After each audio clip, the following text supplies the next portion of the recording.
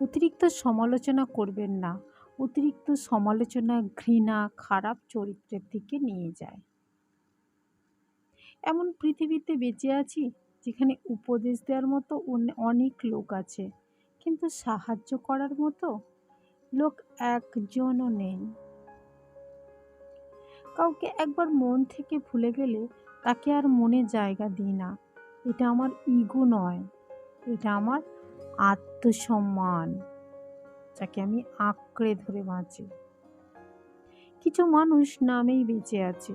Family problem, career, কাউকে না ভালোবেসে না পাওয়ার যন্ত্রণা, এসবের মধ্যে থাকতে থাকতে মন থেকে কবেই মরে গেছে। মানুষ যখন কোনোভাবে তোমাকে দুর্বল করতে পারে না, তখন তোমার চরিত্রে দাগ লাগানোর চেষ্টা করে।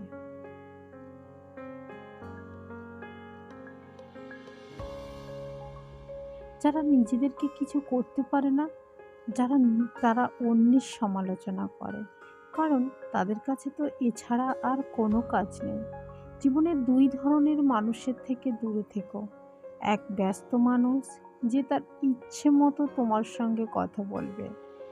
আর দুই স্বার্থপর মানুষ, যে কিনা নিজের প্রয়োজনে তোমার সঙ্গে কথা বলবে।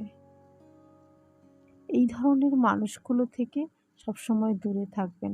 সম্পত্তির জন্য কখনো ভাই বোন মা বাবার সঙ্গে সম্পর্ক নষ্ট করো না, কারণ এইসব সম্পর্কের চেয়ে সম্পত্তি কখনো বড় হতে পারে না।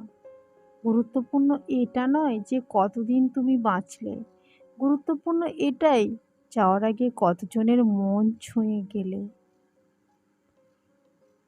বাচ্চাদের হাঁটতে শেখান, হেরে আবার দৌড়াতে শেখান।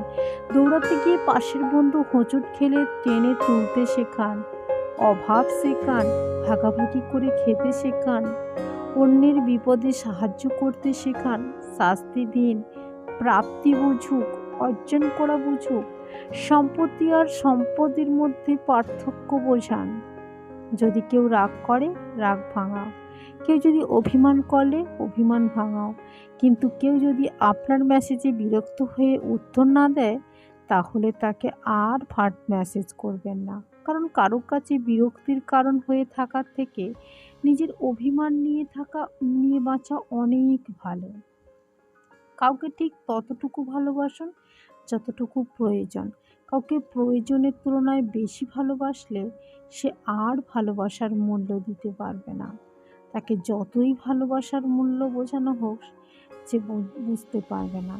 ভালোবাসার কথা মুখে প্রকাশ করতে নেই, কারণ জানতে পারলেই অবহেলা শুরু করবে।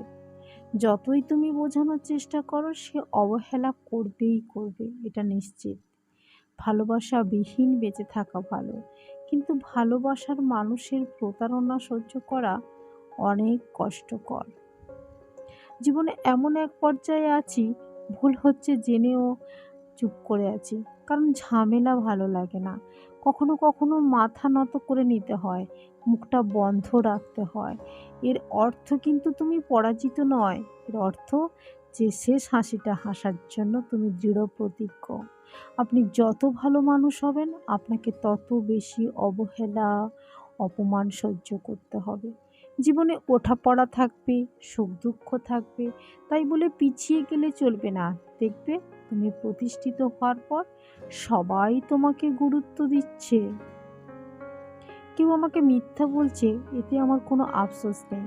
আমার আফসোস একটাই, যে আমি তাকে আর কোনো দিনও বিশ্বাস করতে পারবো না, কারণ তার প্রতি আমার বিশ্বাস হারিয়ে গেছে।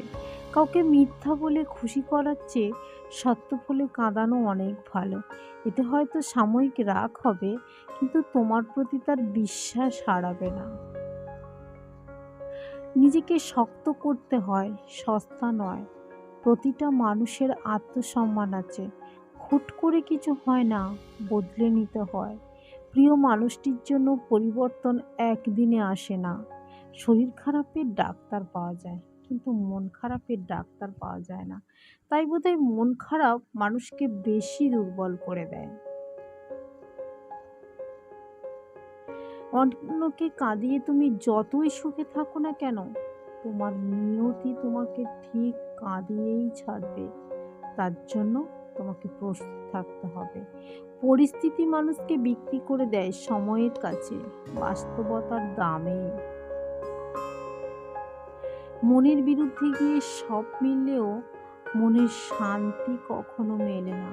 কাউকে বিশ্বাস করতে হলে ভেবেচিন্তে বিশ্বাস করুন, কারণ চিনি আর লবণ দেখতে এক হলেও স্বাদটা কিন্তু আলাদা আলাদা। টাকা পয়সা না থাকলে কেউ গরিব নয়, গরিব তো সে যার সুন্দর মন নেই। ভিডিওটি ভালো লাগলে please please please like, comment, subscribe করে পাশে থাকুন।